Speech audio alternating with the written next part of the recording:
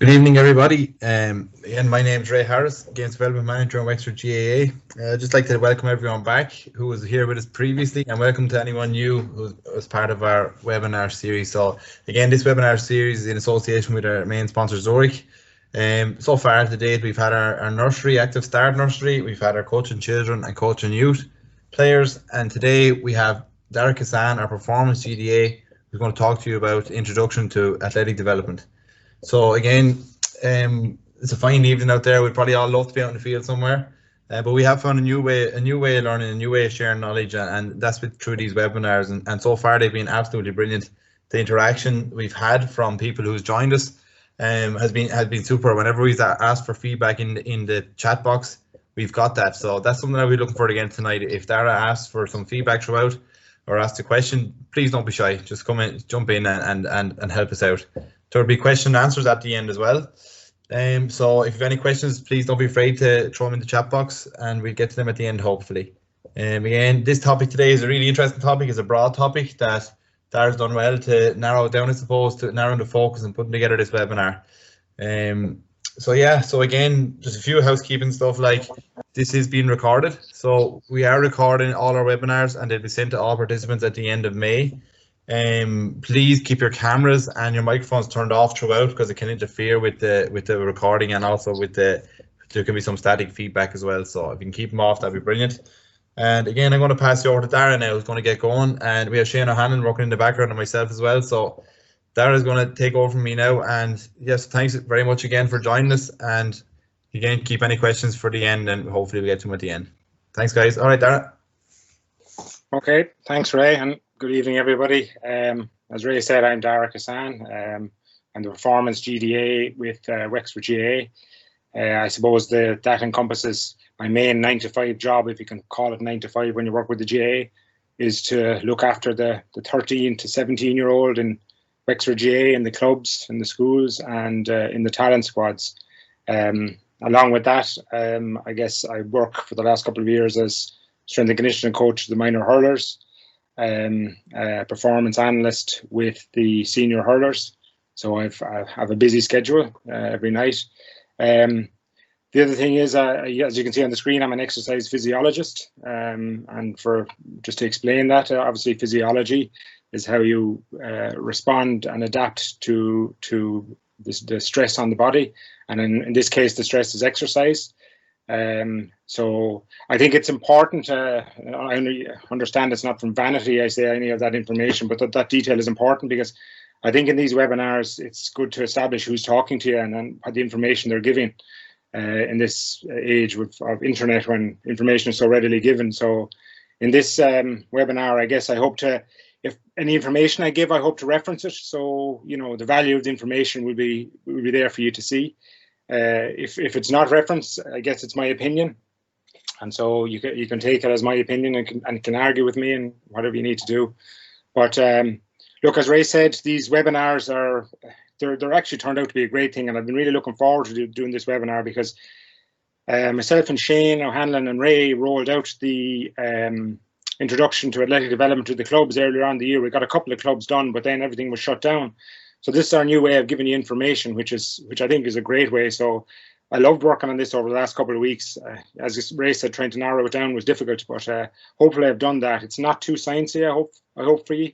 But again, you know, the other benefit of all this is we're part of a broader Wexford GAA coaching office family and it's a great family, and probably one I've got to know better in the last couple of weeks in the lockdown, because we work so hard together. Right from our GPOs, they're brilliantly creative and, you know, putting out great content, to our games development administrators in hurling and football and coaching. They're just so technically aware. And then I guess our games manager, who sews it all together, who Ray there, who I think is like our mother, I suppose, keeps us all in line. But no, it's great to work with that family, and the content we've been putting out has been ideal. So look, I'll move on then to the overview of the webinar. Again, it's an introduction to athletic development. I'm not going to go into too much detail about running into programming and the periodization and stuff like that, because in reality, there probably will be a couple of more webinars after this. Hopefully, I think next month we have Shane McCormack from the Tipperary Hurlers coming on speed, and maybe after that will be another one where I can go into more details on this. So the introduction is essentially how it's going to look on the field. Then we'll go into a bit of the science, and I'll try to be as informal as possible, because I spoke to Shane O'Hanlon, and we, right from the word go, who we're trying to aim this now is at the club coach who's looking to, number one, understand athletic development, because there's a little bit of, as I say, a fear about athletic development. So to understand that first, that's who we're pitching it at. So the science is not going to be it's going to be informal and hopefully understood by everybody. Then we'll see how the science will apply to the GAA, how we've been doing it for the last little while in the GAA and how it's actually stepping up.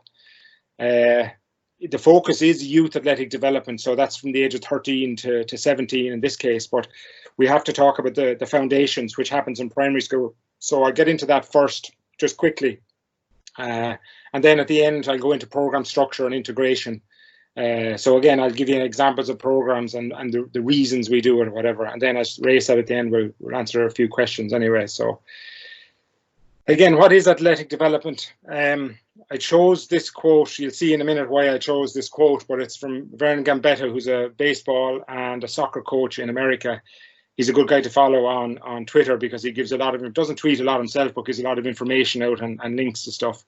So that's the quote is: a systematic, sequential, progressive and development of all athletic qualities in an integrated manner to develop the complete athlete. So the graphic you'll see down there is an American graphic, but I think it's a good graphic because it sort of tracks 40 years of an athlete. It's an American one as well, obviously, but you can see that in 40 years that the average athlete is almost a foot higher in height and almost 2 stone heavier. So you can see in 40 years there's been a huge degree of physicality just in the size of the athlete. And obviously, well, there's no figures on it of how powerful they are or how fast they are. I think we all understand they're faster and stronger even at that bigger size. So it just brings into focus why we need now the science to work at that, and mainly to protect the athlete in that environment. So any of the benefits of athletic development, just run through them quickly. Prepare for their chosen sport, the physical demands of it, which will vary from anything from table tennis to hurling or football, depending on the contact of it. Reduce the risk of injury and overtraining, burnout. I put that word in. I actually was going to take it out, but it's the buzzword. But overtraining is probably the more scientific term of it than burnout.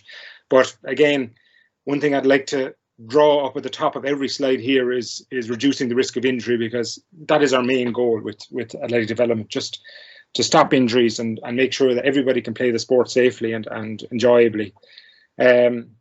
There is a huge, obviously, element to the players' physical and mental well-being. Like we at Wexford GAA really concentrate on the person first rather than the player, because as the All Blacks say in their mantra that good people make good players. So the players' physical and mental well-being is key to us. And Willie and Anthony will stress that within all the squads. They want good people there first rather than good players, because they know the good player is a product of a good person. And then the last one, we want a fulfillable and enjoyable lifelong participation in sport. So that's one of the key mantras of the GAA, because it is a lifelong participation. The guy who doesn't make it onto the senior team could be a great club secretary or a great coaching officer in the club. So lifelong participation is key for the GAA. Again, I'll go back to the quote, and I just underlined the word complete. It's probably the one thing in the quote I don't agree with, because essentially there's no such thing as the complete athlete. There's always room for improvement. We're never going to get the complete. It's never going to get a finished athlete, because it's an arms race as such. We're getting them stronger and fitter, but they're all getting stronger and fitter around us. So we have to get stronger and fitter again. I guess the old Olympic saying is faster, higher, stronger. So that's what we're all doing. But look, again, the better we get, there are laws of diminishing returns. Once we get up to a level, our gains are that much smaller. So the complete athlete will never be achieved, but we have to strive for it. So again, just to relate it back to the game, and I give you a few examples of it. Sorry, if anyone has their microphones on, can you switch them off there just to save the interference? obviously our sports are hugely physical in nature, you know, and getting more so. So strength and power is required for it. And you can see I have the graphic of the squat at the bottom, which is essentially the main driver of building strength and power. I'll go into them in more detail later, but you can see examples of increased physicality and impact as winning the ball in the rucks and open play. You know, taking hits while we're trying to do that skill that we're working on, breaking tackles, and very importantly in both our games is jumping and landing in an uncontrolled environment.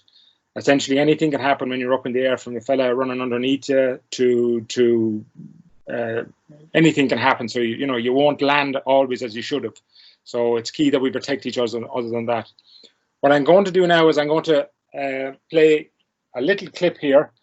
Again, it's mainly Wexford. I suppose the reason I guess it's mainly Wexford is because, number one, Wexford pay my wages. So and as number two, I guess a lot of the players in the pictures I will have worked with and have a decent knowledge of. So I hope my opinion is valid on them. Second of all, I suppose, or third of all, I live in Kilkenny, or in New Ross on the border between Wexford and Kilkenny. So, you know, I endured a couple of tough years under their regime. So it's nice to have show that we can do something well as well. I'm sure Kilkenny have done good things in these matches, but I just didn't find them anyway. But anyway, I have just a little on the side of the screen. You'll see clip 1, 2, and 3. If you look out for purple 6 in clip 1, and I'll play it maybe twice, and just maybe note yourselves or in the chat box what you think, how he's using his strength there. Clip 2 is purple 14. You can see how he uses his strength. And then clip 3 is number 7. So I'll play these clips anyway, and you can pop into the chat box anyway, and I'll keep an eye on the other screen. So, and we'll go through it again. Hopefully it'll play nicely for you.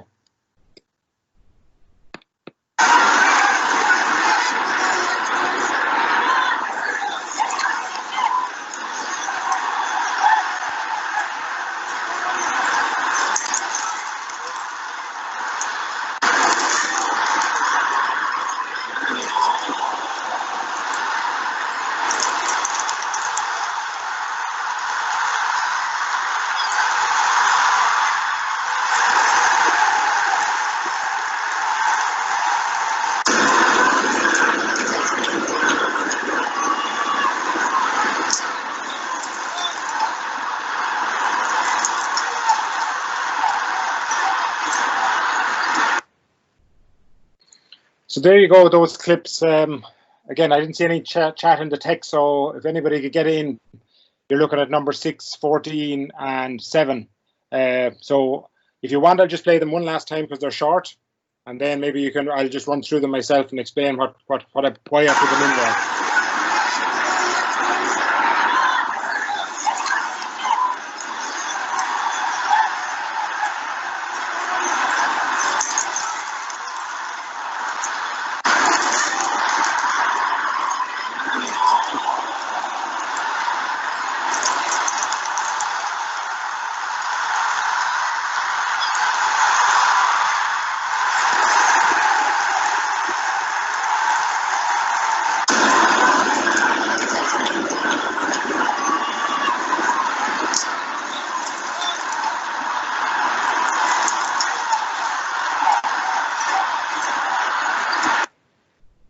So that's it now, and the answers are coming in now. Thanks, Anthony, for starting that off. Number 6, upper strength to break the tackle. Number 7, great to get power. Breaking the tackle in all 3, yeah, definitely break on. Ditto. Number 7, quick acceleration.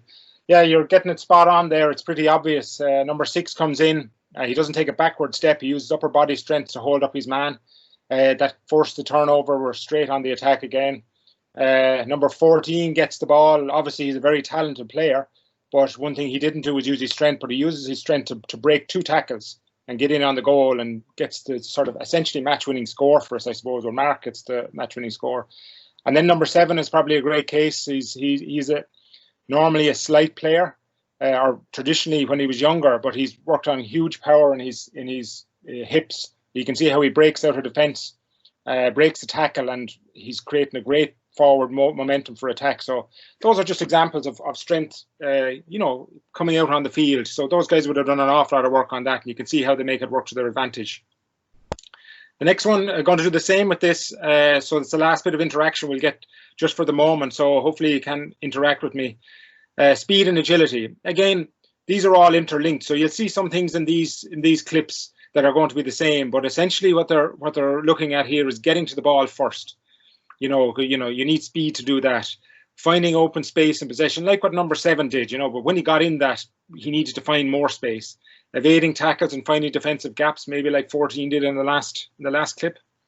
Reacting to split-second changes and environment changes. So again, that's key to our games of hurling and football. So I'll play this one again. The same. What you're looking out for is purple number 14, who actually wins the puck out in this first clip. And then in the second clip, you're looking for number 14 again. It's a different 14. He wins the puck out in that clip and passes it on to number 6. But again, from agility and speed point of view, see how they work. I'll play it again. Now, hopefully you can pop it in the text box for me again. There's no sound on the first one now, but there will be on the second. So keep your answers coming if you can, please.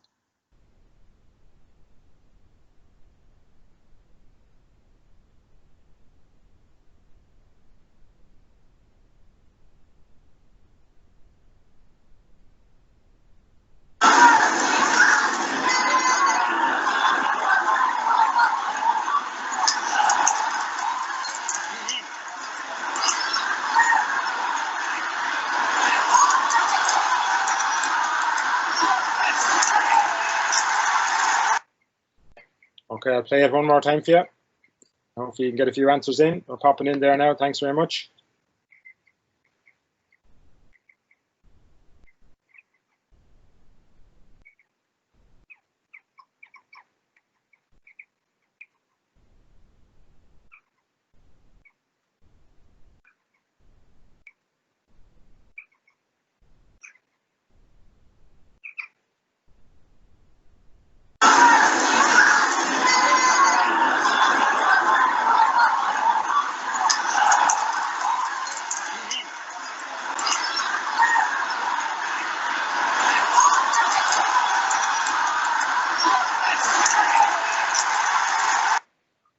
Yeah, great answers coming through there now. The landings, you're all talking about the landings, so it's great agility in the air from all the guys.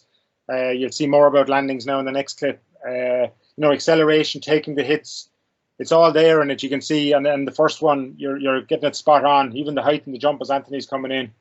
But even the first one, the number 14 wins a great ball. He gets hit while he's winning it, but still managed to land and move forward. Like I saw one of the text said that as well, moving forward and obviously set up the goal. Number 14 in the second clip wins a great ball, again lands after getting hit, puts it into number 6, who's after making the run and then had the agility to cut inside and then the strength to push his man off. So they're good examples of it. Again, you can probably point to strength, power, agility in all those clips because it's a mixture for everybody. The next reason we do it, obviously, the risk of injury, and I have the way I look at the risk of injury, it increases skill because the more you can stop injury, the more players stay on the field.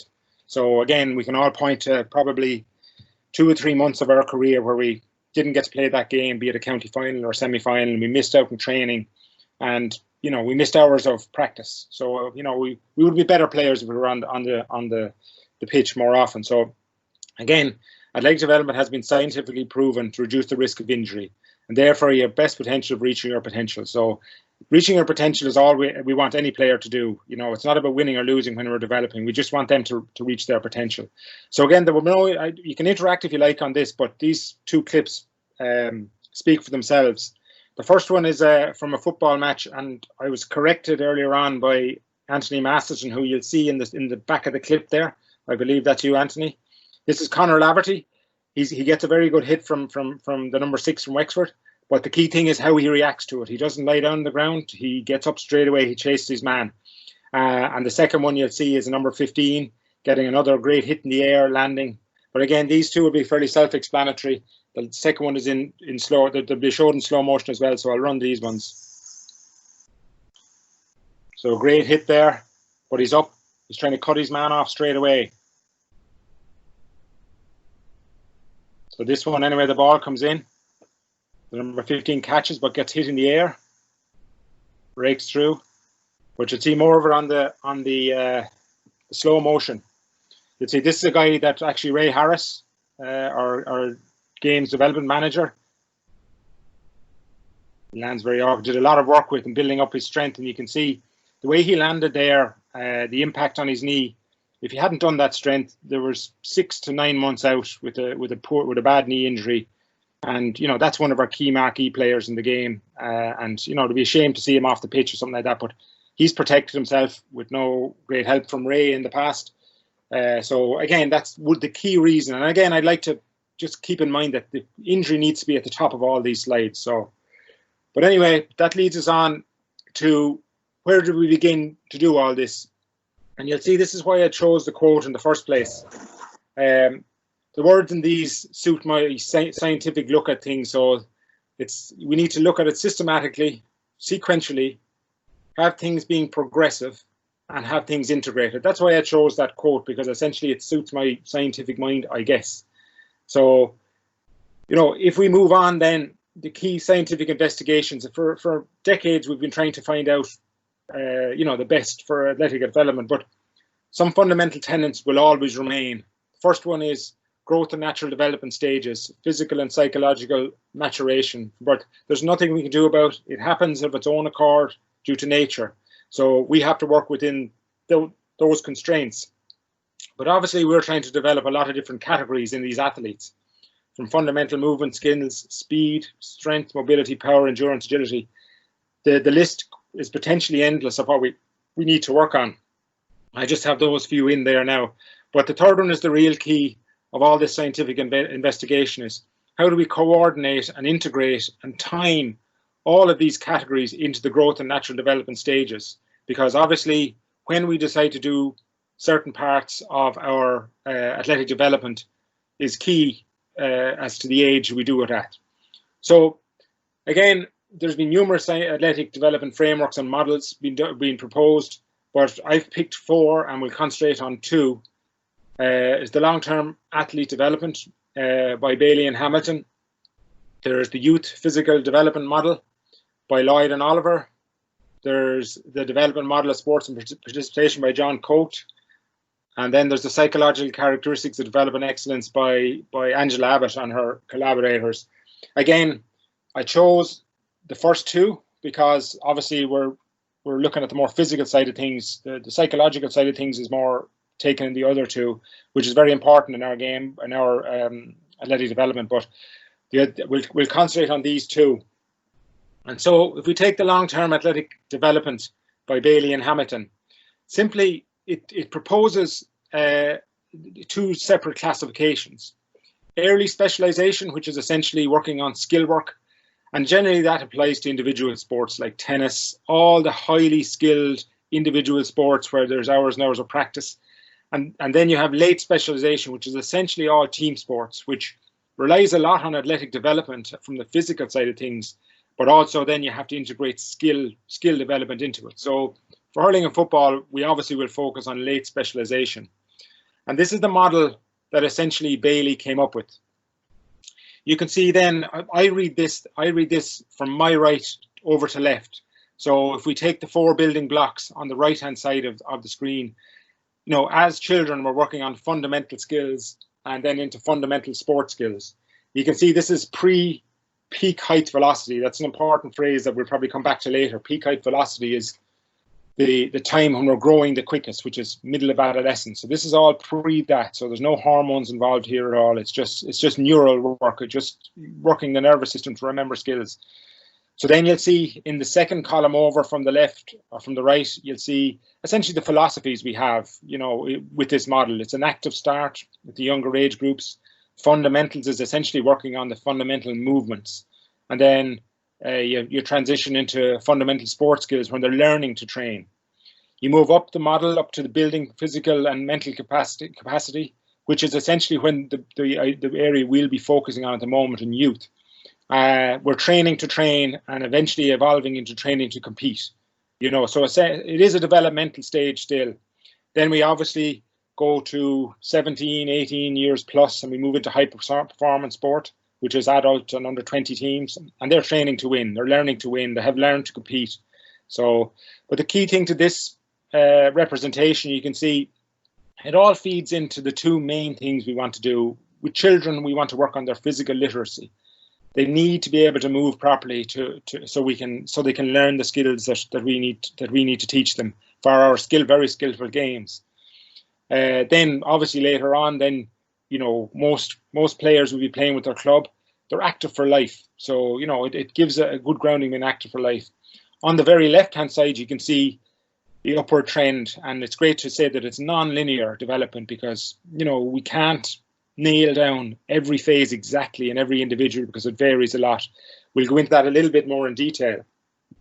The next slide, essentially I was trying to marry what we did in the last slide with what we have done historically in the GAA, and what I mean by historically, in the last 10-15 years.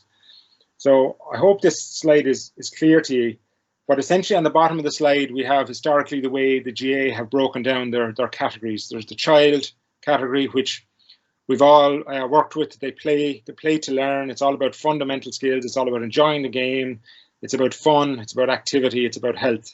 At a youth level, you're learning to compete. You're learning how to handle the demands of the game. And then you obviously have adult, where we're competing to win. So you can see I've sort of put the long-term athletic development categories above them. And you can see we're pretty spot on in the GAA. In the play to learn, with the active start, fundamentals, learning to train, all fun, late go games, all, so fits lovely. Then age 12 to 17, they're learning to compete, fits nicely too. And then age 18 plus, again, that's the adult level where we're trying to get to. The only thing I will say, and it's my own opinion here, you can see that in the late teenage years, we have training to win. And that's been dragged down to under 17. Just in the last couple of years for the GAA. In my own opinion, as I'm not sure about that, because I think that should be a fully developmental grade still, because obviously being involved with minor squads for the last number of years, sometimes I think they're not ready to be the full competition of a minor grade. But again, it's my only my opinion from dealing with these guys. Some guys are, some guys, but in general, I'm not sure they are. So maybe that late teenage should always be trained to compete. So again, that's just my opinion, and if anyone wants to disagree, I suppose there's a text box there to pop it in. So then we move on to the youth physical development model. And again, I actually had a video prepared for this, but we had a production meeting there at lunchtime, and the video was too long. I knew it anyway, so we decided to pull it. But maybe you can all tune in later on for the director's cut, I suppose, and I can include it. But anyway, the youth physical development model is a newer model. Obviously, it's going on evidence for the last number of years. So what it focuses on basically is what components of fitness are trainable and at what stage of childhood. Again, like the long-term athletic development, it breaks it down into child and it breaks it down into youth. This part is essentially the child model. So at pre-puberty, you're working on strength, FMS, speed, and agility. The main qualities target. Essentially, the training methods will be neural in nature. You're trying to train movement. You're trying to get the body used to a movement, because you are building strength at that stage, but it's not the main focus. You're trying to get them moving right, so that when the strength is used, it's used in the right manner. And then the second one is obviously when it reads adolescence, it becomes much more of a physical advancement, where you have hormones coming into the environment. So there still is quite a degree of neural adaptation, but obviously with hormones there as well, you're getting huge increases in strength and power. So all those have to be managed. But it's like, if you don't do step one properly, it's like grammar in a learning a language. You'll struggle with step two. So, but that'll come later on. Again, this is replacing the video, and maybe one of the guys would be able to copy out or print out that link that I have to the side of it into the text box, because the video I have is available on YouTube if you want to have a quick look at it. But again, it was too long for this presentation. But essentially, this is the model that we were showing it, and it's a quite comprehensive model, but we only have to focus on a couple of small bits of it. Obviously, traditionally, the top we have chronological age, so that's how we traditionally have done it. So they have divided up into early childhood, middle childhood. So we can consider that as our child phase. And then adolescence is our youth phase, the one we'll be focusing on tonight. So most important then is the third one down is the maturation status. So the years pre-peak height velocity or pre-puberty, essentially, as you can see, a lot of stuff is done in predominant neural development. And then after, in adolescence, you have peak height velocity and post-peak height velocity. You're working on some of the bigger agility and strength. The one thing I will say is, the one thing to remember from this diagram, don't worry about it, it's very complicated, but the writing is different sizes for a reason. The bigger the size of the writing, the more important it is in that particular process. So if you can imagine there, in early childhood, I have functional movement screening and strength pointed out. They're bigger writing, so those are the ones we need to concentrate in early childhood. But as we move on to adolescence, we're working on speed, agility, power, and strength. So again, this is how the model breaks it down, more or less between child, youth, and adult as well. On the bottom, you'll see training structure. Obviously, at younger age, it's unstructured, fun, but as we go up to the ages, it becomes more and more structured. So when do we get the opportunity to develop these stages? Again, we're talking about child, youth, adult. So with the child, from 4 to 7, we have them in the clubs and we have them in schools. They obviously have access to Wexford GAA resources, which we're building more and more. Age 7 to 11, they're in the club, they're in the primary school. And we have GPOs in as many primary schools as we can, games promotion officers. They have great knowledge in the athletic development of children. So they're a great resource for the school. So that's where the Wexford GAA are trying to get our building blocks right. Then we move on to youth. Youth is club, secondary school, games development administrators like Anthony and Willie and Shane and myself. And then the squads. So again, they'll have access to all the Wexford resources like this, like this presentation when it comes to it. And then we have adults where you're in the club, secondary school, third level and squads. Those are the places where we can get to these athletes and get to work with them. Again, maybe some of you have seen this, maybe some haven't seen it, but this is the new player pathway that the GAA are proposing. So again, it's broken down into child, youth and adult.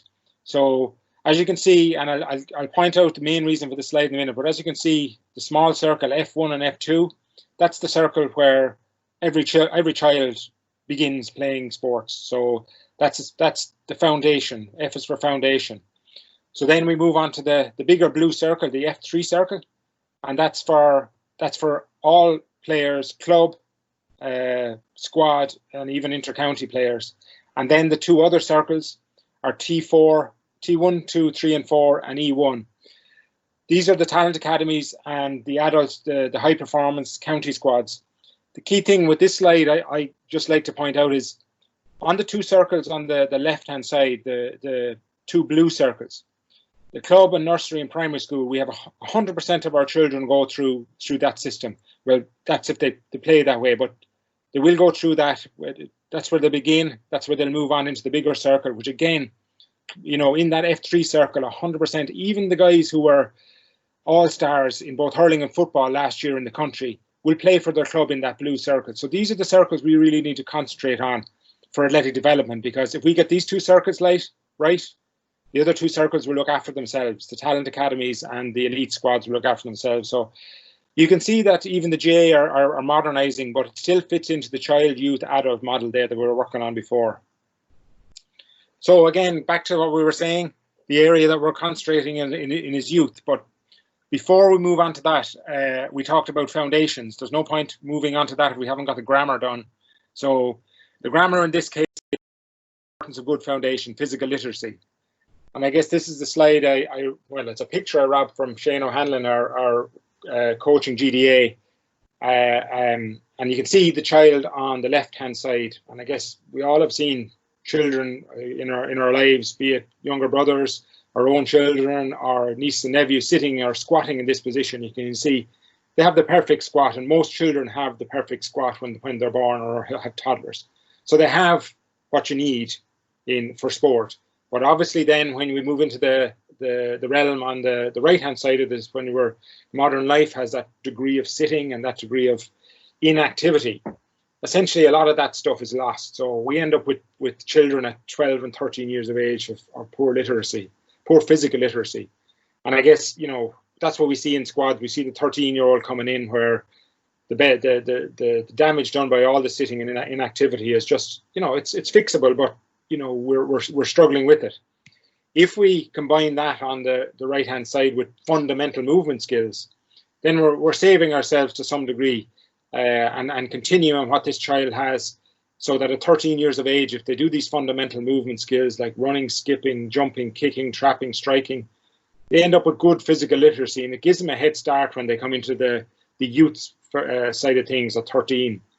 So there's one key thing here, and I took this from a presentation that Theresa Moulahan did for the Leinster for Leinster GAA, and it's to do with the sports skill proficiency barrier. As you can see, that's what we were talking about. It's the play up to the fundamental skills, and then we move into sports specific skills. But essentially, we have a barrier between the two. And if the fundamental movement skills are not got right, or, you know, or somebody falls behind in it, the children, they will likely hamper trying to get the sports skills right. So, you know, they won't be as good as the next guy, you know, doing the sports skills, lifting that ball, jumping in the air to catch the ball. So, you know, they will have a deficit in that area. It's called the proficiency barrier, and it stops you know, the sports skills being learned. And again, I found a report by the ERSI, which is the next one, which is it's a good indication of this. This is done in all the schools in Ireland, and it was done for GAA, rugby, and soccer, even though the bottom axis shows it in under 13, 14, 15, and minor, like the hurling. But you can see the key thing to look out is from moving from primary to first year. Essentially, you have close to 85 or 86% participancy rate, but in 1 year that drops to 45% or a little bit lower. So that's a huge drop. It's the biggest drop in participation that we have. That's not saying obviously that it's all down to lack of proficiency in skills, but the lack of proficiency in skills, I think, is a huge element where, you know, they're moving into a new environment where they're beginning to become conscious of their peers. You know, when you're not as good as the next guy at executing these skills, they tend to give up the game. So, you know, I think it does count for this proficiency barrier. It does count for a lot of drop off in participation in our games, and it's something we really need to try work on, I think, you know. But anyway, that's the point of that report. So we want to move into the youth stages of the model we saw before. So I just highlighted the agility, speed, power, and strength side of things there now. So you can see if we use the bigger writing to show what we're looking at there, it's obviously on the left-hand side of the screen. I haven't broken down into individual qualities, but we all know that they're not individual. They're very, very complexly linked. The diagram I have on the right-hand side of the screen is probably the most simple diagram I can find to show how they're linked, but it still is quite complex and you have to think to follow it. So it is key that we remember that these things are all linked to each other. It's not, they don't stand in isolation, and we can't train one for a month and then go back to the second one and on to the next one. And the key thing to think is, think of when you're training something, you're making it a priority, but not forgetting the other. So if we decide to make strength a priority at a stage of development, we're not forgetting about power, mobility, stability, speed, agility. It just strength is a priority at that particular time. You know, and obviously then, you know, I could go on and on for what a light development is, but nutrition, sleep, recovery, performance analysis, psychological focus are all important. But just for the sake of this presentation, we're just talking about the 6 larger ratings on the screen.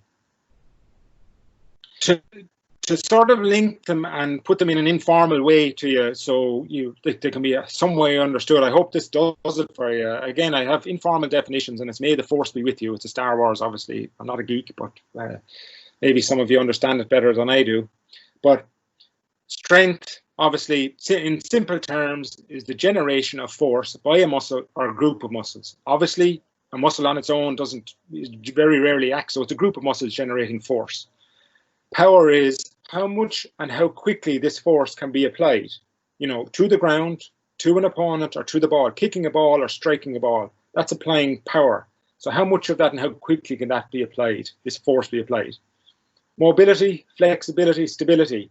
So that's being able to get the angles right, put the body in the correct position to apply as much force safely and efficiently as possible. So there's physics to this, again, angles and the way the body's positioned when you're putting power down. The angles are important. So being able to be mobile and stable and flexible enough to put yourself in that position to apply that force as safely as possible. Speed. This is the big thing everybody's looking for. Speed is applying that force effectively and efficiently to the ground. So essentially you're pushing off the ground to achieve maximum velocity. Agility is changing the direction of this velocity with minimal reduction in the application of force. So you're changing direction, force is leaking. The better you can do it, the more efficiently you can do it. You can do it quicker and apply that force again. And then endurance is repeatedly applying varying degrees of force for a duration of time without reducing the force. So in a game, that can vary from while you're walking, making one step, that's generating force, to a full out sprint, which is all the force you have. So you'll do that thousands upon times in a game, moving, walking, sprinting, repeatedly doing that. Without, the fitter you are, the more endurance you have, at the end of the game, you'll still be able to apply that force as close to you as you could have this. So as you can see, it's all about applying force. Strength, power, mobility, speed, agility. It's all about the application of force and generating that force. So strength and conditioning, I guess, is about generating as much force as we can and applying it the best way. Again, you know, strength and conditioning is the common term for it. Physical development of an athlete. It can be assumed, like the traditional way, it was assumed that strength is developed in the gym, conditioning is achieved on the pitch. But as you can see, and I hope I've demonstrated it simply, that it's more complex than that. But for the sake of this introduction, I'm trying to classify it down into, well, what can we do? What do we need to do for our athletes as a club coach? What do we have to worry about for them? So I've broken it down into essentially 3 interconnected programs. The first one is your strength program. So it's resistance training to increase strength and power, which is increasing the generation of force. And that'll be done in the gym and can be done on the pitch. The next one is your aerobic and anaerobic program. Essentially increase the body's capacity to use oxygen efficiently. And then obviously more importance then to make it be able to operate in the absence of oxygen. So increase its resilience in the absence of oxygen. This will be done, obviously, we do this when we turn up at the pitch every Tuesday and Thursday or Saturday. It's game-based training, it's skill drills, or it might be a conditioning drill without a ball or a hurl. But I know here in Wexford the lads like to include the ball as much as we can.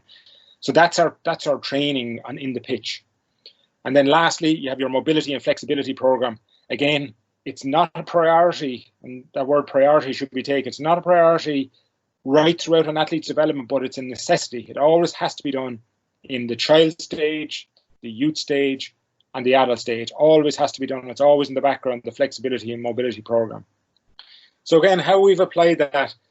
Again, I said this lockdown has made us do things differently. And this is a program I came up in the first week of lockdown, because obviously we didn't have our development squads in the pitch. So we had to give them a program for their aerobic conditioning program. It's not something we traditionally did, because we might have drawn it out on a plan for ourselves, but we didn't give them a program to do it, because we handled that when we got to the pitch on a Thursday or Tuesday or Thursday. But now obviously they're doing it at home, so we have to give them an aerobic conditioning program. We have to give them their strength program like we always did, and we have to give them a mobility program like we always did. So again, you can see that it's broken up into mobility, aerobic conditioning, and obviously then you can see then when you have the pitch widths, there's an anaerobic component to that as well, even though it's called aerobic conditioning. So, and then your strength program. So this is probably the one we'll focus on here, but I just want to give you an idea of the interplay of these 3 programs before we get, worried about what we're doing in the gym, if you know what I mean. So you can see it's key that we have these integrated into what they're doing.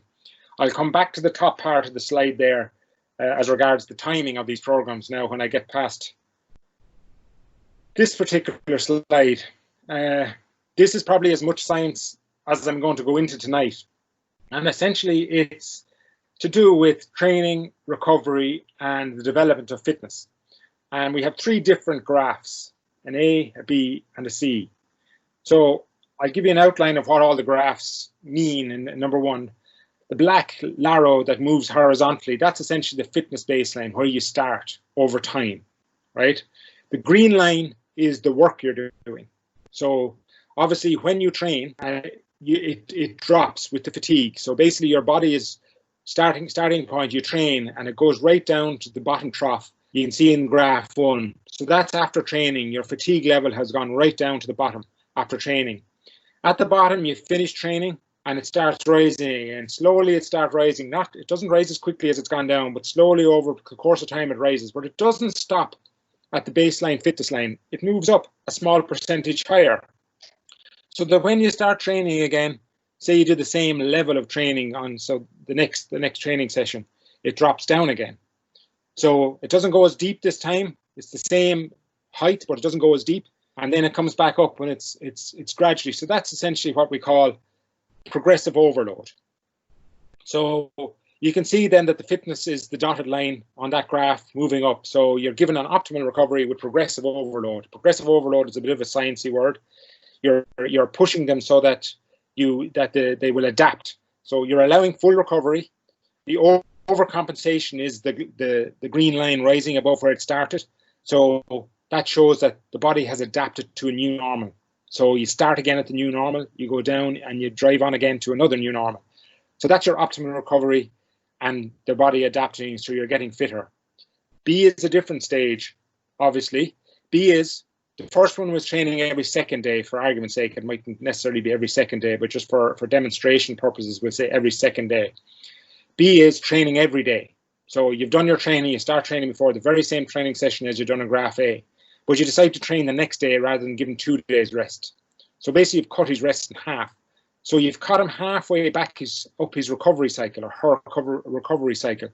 So not only do you not let him recover, but you drive him deeper into fatigue.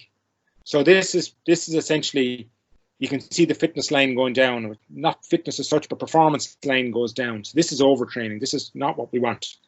So you need to give time for recovery and adaptation. And this recovery is nearly as hard nowadays as the training, because you have to make sure that they're getting the recovery. You have to make sure that they're not doing something outside what you're doing that's going to inhibit that recovery. So the next time you get them, you can either allow for something they've done, or make sure they don't do it in the first place. That might be playing another sport, which is perfectly understandable, but you have to know that they did it, or else you'd have a line moving down.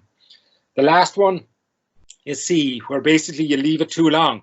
So the body will always find its way back to a fitness baseline. So it's gone up to its new normal, the dotted line, but over time, because you haven't taken your window to go again, it slowly backs down. So you're back to 0. So essentially your fitness levels would stay the same.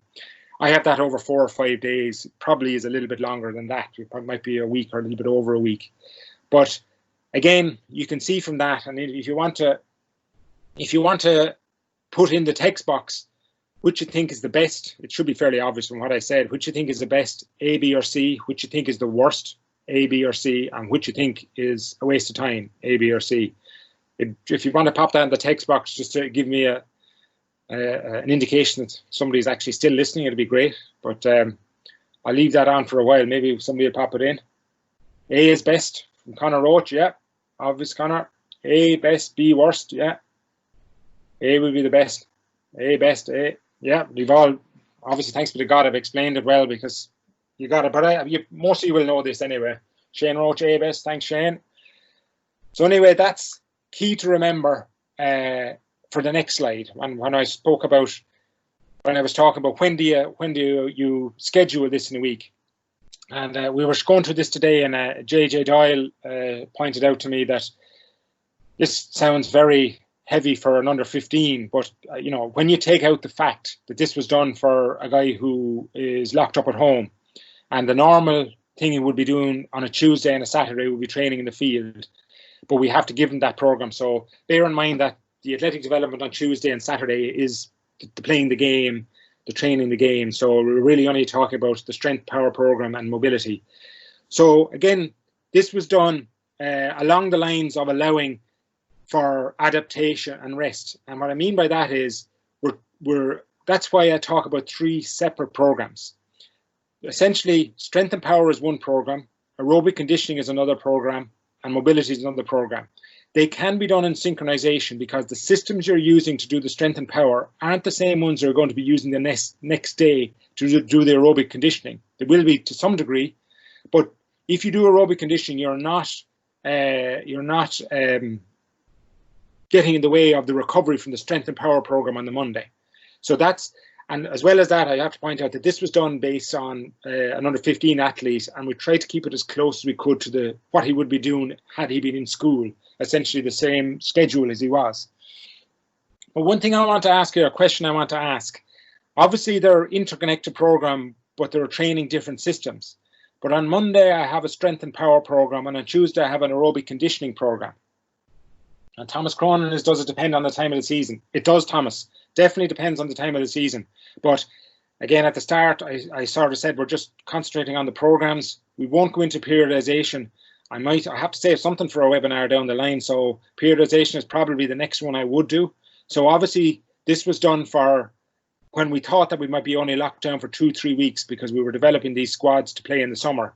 So obviously it would change, and the strength and power program changes. But again, I'll get into that when I get into the periodization side of things. I won't be doing that tonight, if you don't mind, Thomas. But look, I'll ask a question then. If on Monday I do a strength program and on Tuesday I do an aerobic conditioning program, could I swap those around? Could I do an aerobic program on Monday and do a strength conditioning on a Tuesday? Just type in a yes or a no into the text box to see what the reaction would be to that. So you're switching Tuesday and Monday. Would that be possible?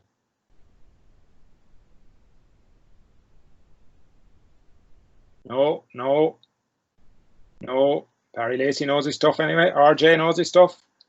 Depends on what follows the rest of the week. Anna, no. Karina, no. You all have it, no. Ideally, no. That's it, Thomas. Richie, no. So no. The answer is no. It's not ideal.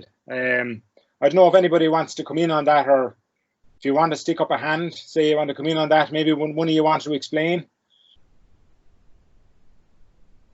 No hands being raised. But essentially, you've got it right. When you're doing the strength and power program, what you're essentially working on is you'll be using maximal strength a lot.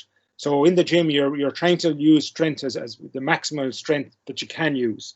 So that's the area you want to keep fresh. So when you're doing your aerobic conditioning, you're doing a lot of sub-maximal strength work. So if you were tired from your athletics development program on the Monday, from doing your strength and power program, you wouldn't necessarily be in an aerobic conditioning program on Tuesday. You wouldn't be using maximum power. So because you're fatigued from that, it doesn't matter. You can still get your sub-maximal power in your runs and stuff like that. You won't be using your maximal power.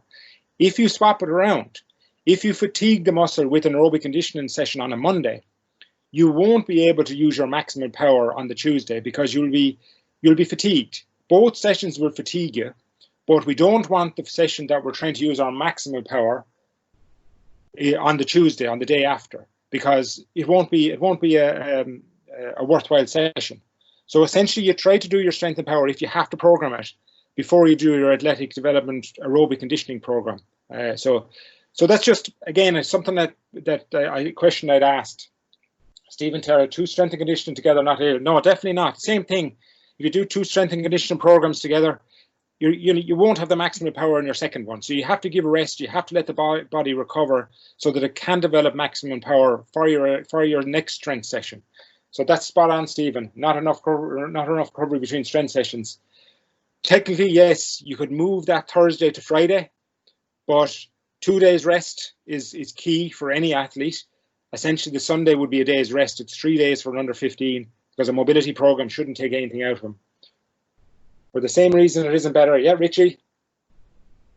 Richie do you want to come in on that, Richie? You're talking about speed work at the start of a session. Give us a thumbs up. Hi, Dara, how are you? Hi, Richie. How's it going? Hello. Yeah.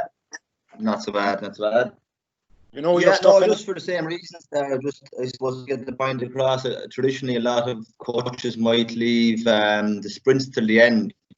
I don't know if everybody familiar with that they do your hurling and then do your 10 sprints at the end, where for reasons being there, isn't it better to do them at the start of the session than when you're less fatigued?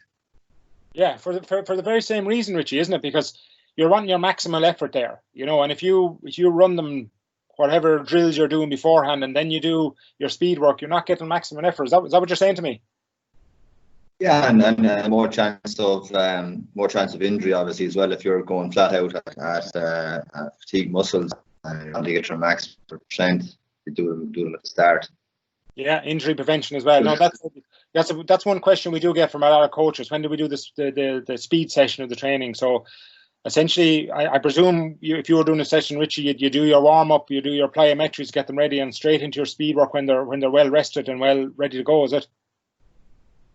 Yeah, exactly. Yeah, just I suppose from playing over the years, traditionally it was nearly the other way. When you did it hurling, you did your warm up, played your match, and then for punishment or something, you got your sprints at the end. You know, back in the day, but times are changing. Well, sure, there was a lot of punishment handed out in Rathnew at these training sessions, I say, was there? But is it sometimes you can have both? You can reverse it. I understand the logic of having speed work at the start, but then you're doing skill work under fatigue, which is good at certain times, but at times you surely want to be doing skill when there is no fatigue. Well, I guess what Richie is talking about is pure speed work. Is essentially if you didn't have a drill or a skill in it, where you're working on, like as Rich, I think Richie was talking about, you get your 10, 12 sprints without the hurt at the end of the game. I guess what you're talking about, is it Thomas or Stephen? Is it her? Thomas. Thomas. I guess what you're talking about is trying to do a drill at pace under fatigue to make sure that they can do this thing under fatigue or under stress. That's what you're talking about, is it? Yes, but at times you want them to do it not under fatigue to get the skill right, as opposed to learning it when you're tired. Because there's a balance there. You need to be able to get the skill right when you're. I understand the logic of getting it right when you're fatigued, because generally that's when it comes under pressure. But there is a time you need to just get the skill right. Yeah, well, no, actually, now that you mention it, two coaches that I've worked under now, they'd say to me, I want to work on that skill. We're going to work on them in fresh, and then I want to go revisit it. Once they've done it and once they know they can do it, I want to revisit it when they're fatigued in the same session. So, yeah, that would work. But necessarily to learn the skill, they'll want to be rested and ready to do it. But then to do it under fatigue gives them an indication of what they might need to do in a match, because obviously you need to execute a skill under fatigue at the end of a match as well. That's a good point, Thomas. Yeah. But if you haven't mastered the skill when you are in fatigue, you won't be able to do it when you're fatigued. If you haven't mastered it when you're not tired. No, exactly. Yeah. So do it first to master it, and then look at one of the presentation in the video I had. Then you were sort of say control in the presence of speed and fatigue is key. Like, so we need to train that. We need to teach the control in the presence of fatigue and at speed. Yeah. No, thanks for that. Right, thanks, Richie. That was great. That was great info there. But essentially, that's again, I probably as Thomas was saying, I'll do more on periodization maybe in another presentation. So just moving on then to the general structure of the strength program. I'm going to keep this quite basic as to what it does, because no one size fits all. It's just different body shapes, free of experience, injury, and stage of development is the key thing here. But generally, obviously, we always have a warm-up. We have the 4 key movements, which we call the pillars of the program. We'll get into those in a minute, and possible corrective exercises. You'll see in our programs that under each of their pillar programs, we have a slot for a corrective program. Maybe if a guy can't do a thing exactly correctly, we have a corrective exercise that he's doing alongside it. And then we have our auxiliary exercises that they learn and change every 6 weeks. So they're getting to learn a battery of exercises that when they're older, they can use it for the various sports specific exercises and injury prevention exercises. Moving on then to the 4 key movements. You can see the graphics on the right. What you're talking about, your lower body push, which is your squat progression movements. I'll go through progressions of these now in a quick minute, simple progressions of them, just to explain what we're doing. But essentially that's your squat progressions. Number 2 is your upper body push, which is your press progressions, which will go anything from a press up like in the graphic up to a bench press when they're older. Your lower body pull, which is a hinge progression. And what I mean by hinge progression, this is something we have to make sure that they hinge properly from the hips and keeping their chest up, because later in life, when they're working in the gym, the heaviest weight they'll lift will be one lifting off the floor. So we have to make sure that they're hinging properly from their hips and keeping their back in a proper position to do it. So essentially with underage athletes, we're working on how they hinge from the hips, like in the graphic, that's a single leg hip hinge. And then your upper body pull, which is your row progressions, which is for basically your shoulders and your back. Then we have our auxiliary exercises that we introduce slowly throughout the ages, which is your single leg stuff, your core stuff, and all your injury prevention stuff. So again, that's as simple as the program is, and all our programs will revolve around that. Different guys will progress at different rates in the lower body push, and different guys will go different rates in the upper body push. So each individual will find his level if you use the levels right. Here's something I did up, which is a very simple way of demonstrating it. If you go all the way over to the left-hand side, which you have your upper limb push, and we're talking about level 1 to 5. And again, over in the middle, you'll see the age benchmarks. It mightn't necessarily be exactly this, but I have at level 1 is what we'd like them to be doing at year end under 13. Level 2, I'd like them to be doing year end under 14. Level 3, year under 15, 16, 17. So for instance, an upper limb push, they'll start at 13 years of age with a knees press up. It can be quite boring for them to get it right because they think they're getting it right and they're not, but you can mix around the exercises. But essentially what we're trying to do is trying to get them to perfect that before they move on up to under 14 level.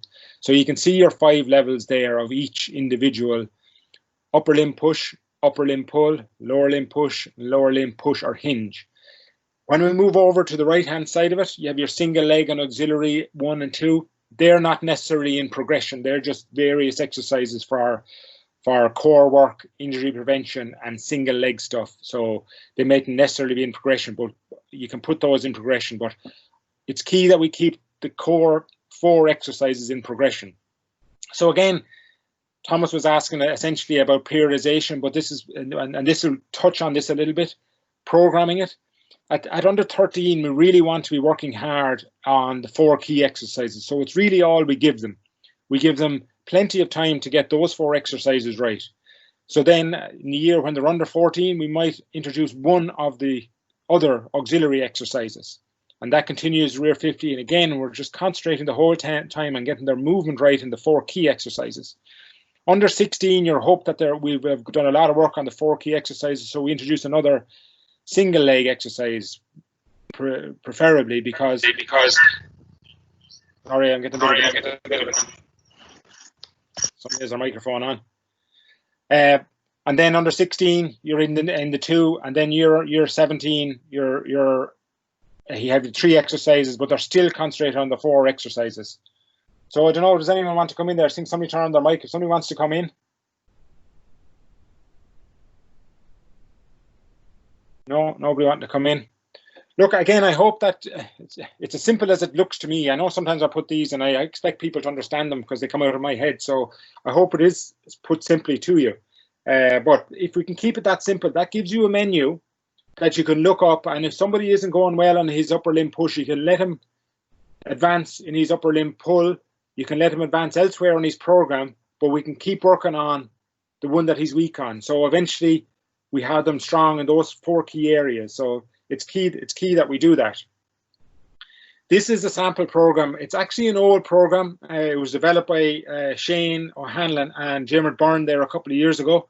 The reason I have this in because now we've gone to a Smartabase app which monitors loads and squads, and we're hoping to put it right throughout the GAA, which allows for the bottom part of this program, which is essentially the wellness part of the program, which is self-reporting on how they are, which is a key part of any program because it's the only information sometimes we get back. So I left it in this program just to give an idea of that it's an area we do need to focus on as well. But look, for the moment, we'll concentrate on the top part of the program, and I'll zoom in on this. Essentially, those are the first 3 exercises, or the first 4 exercises there are 4 key ones. they're matched together upper lower body. So your barbell squat is going with your dumbbell press. So you can do your sets together. So you're given plenty of rest for the lower limb while you're doing your upper limb, and then swapping back towards. So they're mini supersets. So you can see obviously 3 sets, 10 reps. I think most people will understand that, but a set is obviously 1 set of 10 repetitions of the exercise. So in this particular one, they'll do 10 barbell squats. They'll put down the barbell, they'll get the dumbbells up, they'll do 10 reps of the dumbbell press. Then they'll move back to their 10 reps. Look, ideally, we want to give as much rest between as possible, but generally when you have guys in the gym, they're on a set of equipment and you try to work through these sets as most efficient way to do it in the gym. They move on to the second exercise, or the second set of exercises 3 and 4, which is your dumbbell lunge and your inverted row. And then you have your 3 exercises. I think this is an under 16 program. So they're doing 3 exercises. You're doing your single leg hip hinge, you're doing a core exercise, and another core exercise with the dead bugs. But the dead bug is a more stability exercise than a core one. So that's how the program is put together. And obviously over a 6-week period, that's I think just 4 weeks of a 6-week. It's one side of a program. So what you would hope to do every 6 weeks is to be able to move that on or whatever, you know. So again, that's the program we would have normally given. The one we were just on there is probably the program we would have normally given when we were doing it. So we obviously had to, when this lockdown became more permanent, we have to sort of say, well, how do we get this information, including the other 2 programs, to the club? So we developed a Coaching and Games booklet. It's not fully ready yet, and this is the latest draft, but it's almost ready. I have to talk to Aina, but he's busy with the Wellness Week. But we just have a few little things to tidy up. But essentially, this is our 3 programs in the one leaflet. So we would hope that we would launch this out to clubs. So it's given the coach his 3 programs to work with. You know, obviously we can change up these programs, but you can see the program is first of all your mobility and flexibility program. This is something that, again, we'd want to be working on probably 2-3 times a week. It's a 10 to 15 minute program if they do it right, but it's key that we work on mobility right throughout the season, right throughout their development program. The next one then is your aerobic conditioning program. So, you know, traditionally we wouldn't given out these programs because we'd have them in the field, but now we don't have them in the field. So we sort of have to give them some guidelines when they want to go do it themselves to keep themselves fit. So this is why we have this program in there. And lastly then is your strength program. So you can see those programs are combined. If we can do it on the same schedule as we had before, it'll be ideal. But this one I think is an under 15-16 program. So again, you're looking at mainly body weight, because even though some of these athletes would have probably progressed onto some small weight, they obviously won't have these weights at home. So this is essentially a home program. But as you can see in some of the little pictures, if you can focus on them, like you just have to adapt what's happening at home to get done what you want. So that's where we have it with the brochure and our programs. I think that's more or less the end of my presentation. I've gone for 40 minutes, so I think I've done too bad. There's a few questions there now, so I'm going to pop out. The last question is that it's a Muhammad Ali quote: "Before I get in the ring, I'd have already won or lost it out on the road. The real part is won or lost far away from the witnesses, behind the lines, in the gym, and out there on the road, long before I dance under those lights."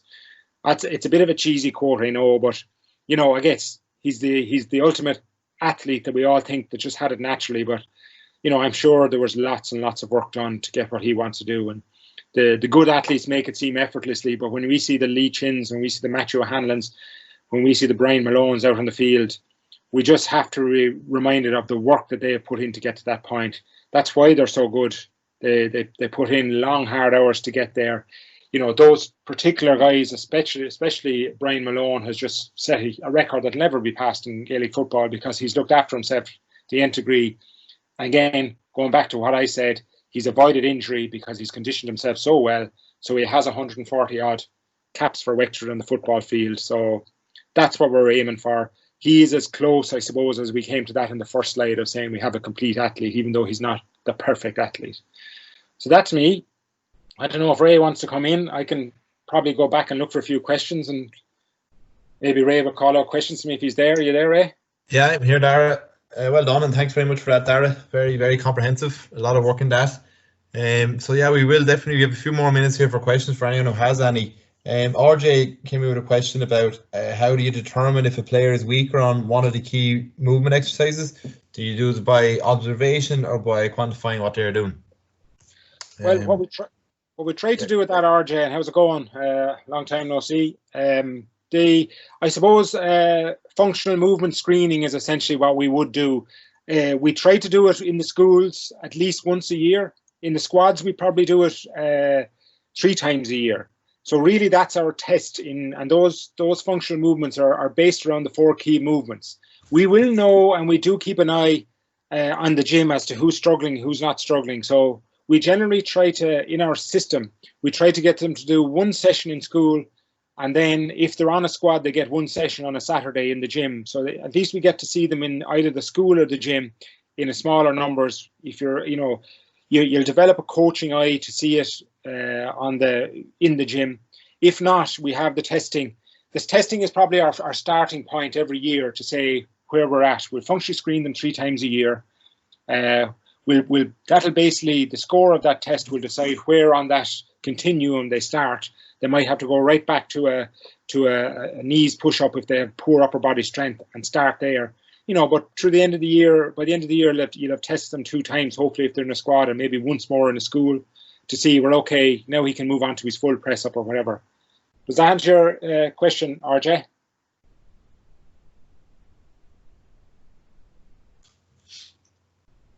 Okay, hopefully it does. Yep, I think you did, Dara. In fairness, I think it was a good answer, and it's probably one of those things that a bit of both. So yes, we throw an eye on in the gym.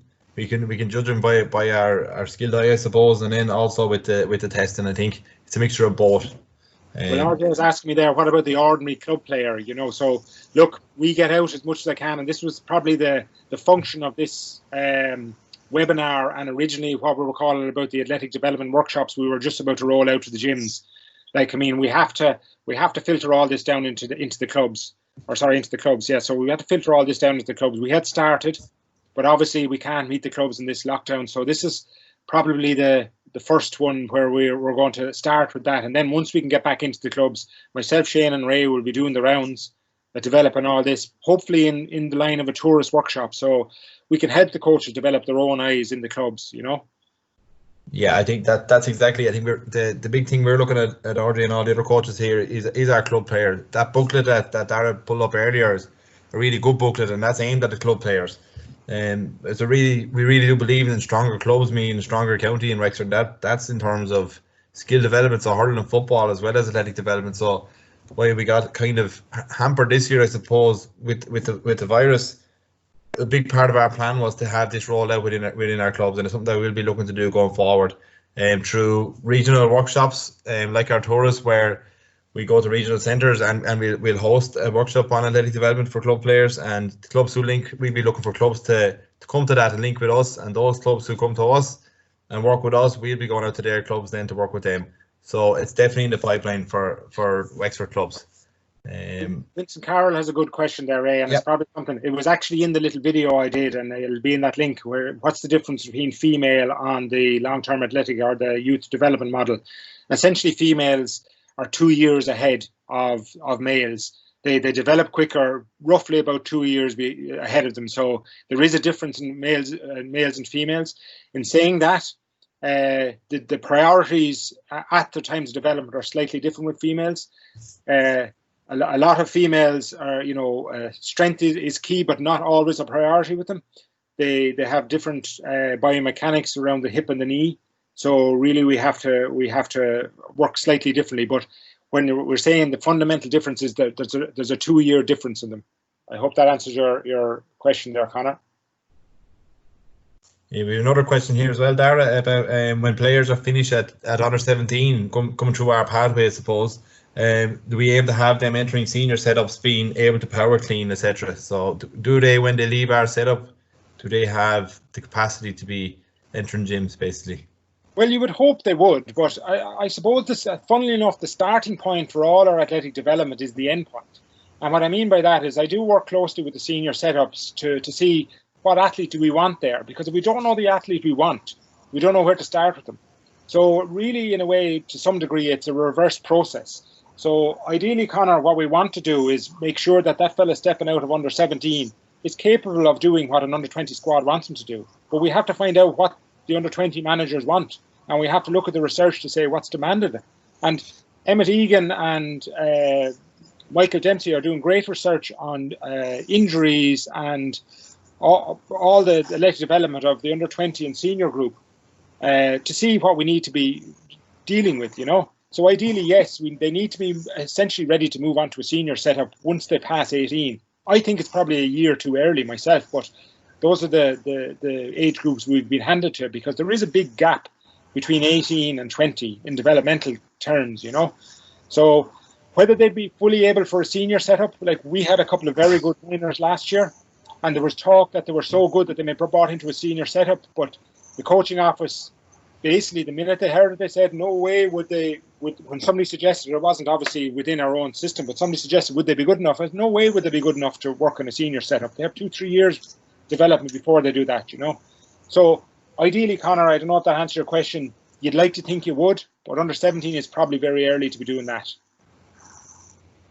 Yeah, we probably need to be looking at some sort of an in-between, Dara, a kind of happy medium between when you leave minor 17 and under 20, almost like a rookie squad, and keeping an eye on these players and making sure, you know, that they don't lose a year of development. I think that's the key for us going forward, and it's something that we'd be looking to do.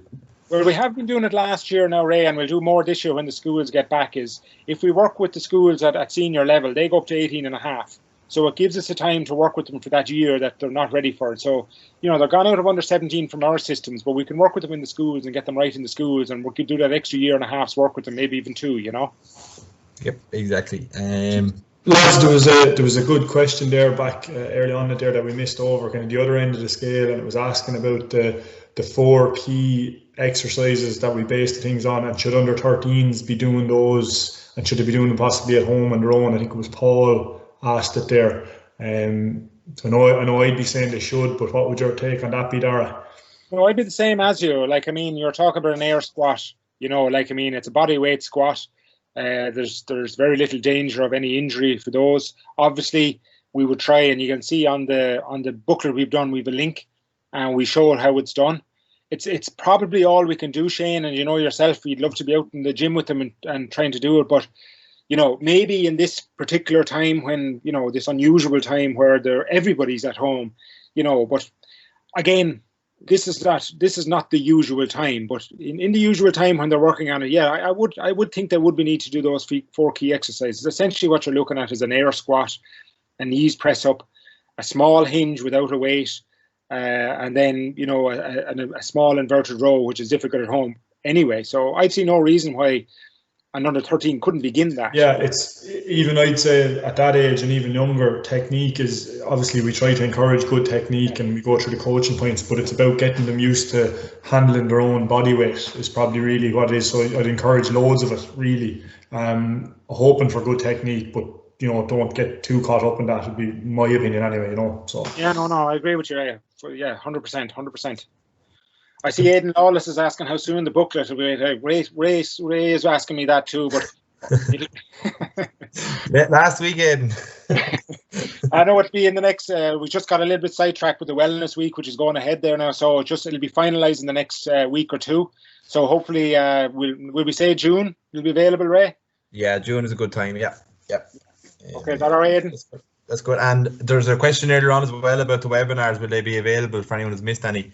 The answer is yes, they will be. They'll be sent out to everyone who signed up to our webinars at the end of this series. The May series will be finishing next Wednesday with Shane, who's just speaking there. Beyond next week with Seamus Byrne, talking about games-based coaching, and that's the last in the May series. We'll take a week off and then we'll come back with a June series. So yes, they will all be sent out at the end of May to everyone. So don't be worrying about that. We have another question here now in regards to the speed conversation from earlier. Does it depend on the type of speed training? Depend on when the training will be done? For example, maximum sprinting for speed and technique will be done at the start, while conditioning. I don't know. We're jumping around. While conditioning and sprint done at the end. I think what I'm trying to say is that is there a time and a place for doing speed work at either time, start or the end? Yeah, well, look, I guess it depends on the age you're working with, because you know, with the younger ages, what you're working on, you know, maybe on more max velocity, where in the older ages you're working on acceleration, deceleration. So those are they're slightly different to work on, but they're quite different to work on, you know.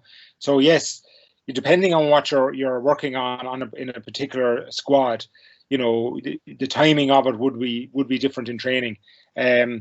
Like, I mean, obviously then, you know, when you're working on speed, one of the key things you have to be working on is strength. Like, speed comes from strength, so you have to be translating what you're doing into the gym onto the field. So there's lots of elements, and we're actually working with the performance GDAs in Leinster at the moment, trying to break down the resources for speed and when we should use them. So, I don't know who sent that one in, Ray, but hopefully once we get that done, you know, it will be broken down into the type of work you want to do, but it does differ, obviously, you know, depending on whether you're working on maximum speed or maximum velocity, or you're working on acceleration, deceleration, which essentially you would be focusing more on plyometrics and turns and stuff like that. So I don't know if that answers the question. Can the booklet be shared with the Limerick Club? Of course it can. Yeah, give it a thumbs up, Thomas. Of course I can. Thanks, guys. I suppose on that, like, I mean, I go back to what Willie and Anthony and Shane always said. At Wexford here, I suppose we always like to do things the Wexford way. Whether that's right or wrong, I don't know. But we take what Kilkenny, what Limerick, what Tipperary are doing. We learn from all that, but we try to do things the Wexford way, and we're quite proud of it. So, you know, I'd be proud of that booklet. So yes, I'd want to share. We're open to share it, because, you know, Limerick get better, or Kilkenny get better. It just drives us on. So I suppose the bottom line is yes, it can be shared, because we're Wexford will be a county that wants to share these resources, you know. Brilliant, much appreciated. No problem, Thomas. We have a question here from Stephen again. Hi, Stephen. So Stephen's young lad. He's running. He's 9 and he loves running. He runs 2K. Do you think that's a bit too far? No. Again, I know this young fella, and he'd be well able to run 2K. I'd imagine it's kind of in the family. Yeah, well, no, look, I don't think 2K is too far, but like, again, you know, Ray, there'll be a spectrum of guys, of kids out there being able to do it, and maybe he's at the one end of the good end of the spectrum. But in saying that, as a part of the video, and if you want to go back, I'll try to get in the link later on in the chat. We were talking about aerobic conditioning versus strength in primary school, and you know, really, aerobic conditioning is prioritized over strength traditionally in primary schools, where it shouldn't be. You know, strength needs to be worked on as well. You know, so he's no problem running 2Ks, but he needs to work on his strength as well, because he will pick up. Should be working on speed more so than distance. No. Look, speed really comes into its play once the hormones come on. Once you're building that strength and power, you will be building strength to some degree with a 9-year-old, but it'll be mainly the neural pathways you'll be reinforcing rather than the physical strength you're building. So, you know, if he still does that strength work and gets his biomechanics right, the time for speed can be at 13, 14 years of age. I have no problem. Do you agree with that, Ray? No problem at running a 2K. Yeah, no, I have no problem at him running. He can run up to 5K, but I just don't like him running over 2. No, look, again, I would say that the reason I wouldn't like him running over 2K is because he might end up not doing the strength bits and all the other bits. Because, like, again, I suppose I was a trainer like that. I love the running. I still love running. But, you know, and I'll run forever, and I'll neglect my gym work. So you can't afford a 9-year-old to be neglecting the few little exercises you might be giving him to make sure his biomechanics are right when. He sit-ups, he does all that sort of stuff as well. It's the roll and the jump and the land, and that's the kind of stuff, Stephen, you know, and the fun kind of stuff at night. Look, he's 9 years of age, even. No matter how far he can run, if he's enjoying it, and he wants to do it every day, and you're not forcing him out the door. I think you have him in a good place, and I wouldn't get too bogged down with distance. Say again? The other way around. He's dragging you out, but no, I wouldn't get too bogged down in terms of numbers or how far he's going or what time he's doing or anything like that. Like Dara is saying, it's a mixture of what he's doing at that age, and as long as he's happy, I think that's the take-home message for you, Stephen. If he's happy to run, let him run. He'll automatically. I know him again because I know him. I have an insight that he loves jumping and running and leaping around the place and landing. So look, as long as he's happy, I'd be letting him on. I wouldn't get too bogged down in times or distance at all. Yeah, look, and then look, all the rolling and jumping he's going to do with his age group. You know, it's very hard to get him to do that stuff individually at that age because it's all fun stuff he'll do with his friends. So he'll get all that in as well. So I wouldn't worry about the run at all. He's been living on the trampoline for the last 6 weeks, I'd say. Well, running 2K keeps him within the stipulations at the moment anyway, doesn't it? Yeah, just about. Okay. Fair play, thanks. Stephen. Thanks a million, Dara. No problem, Steve. And say hi to the lads for me. Will do, Ray. No problem. And right, guys, I think we're heading on for time now, but if anyone's any other questions, feel free to contact any of us from the coaching office. Just send an email to myself and I'll forward on to Dara, or contact Dara himself directly. His email's up on his screen there. So guys, thanks again, Dara, for tonight. A lot of work went into that. Thanks for the interaction. I think the end of that, the interaction was brilliant. Some really good questions. So look, we're looking forward to being back here again next week. We're delighted with the interaction so far. So again, I'll send out a recording at the end of May. Well done, everyone. Thanks, everybody. Talk to you again.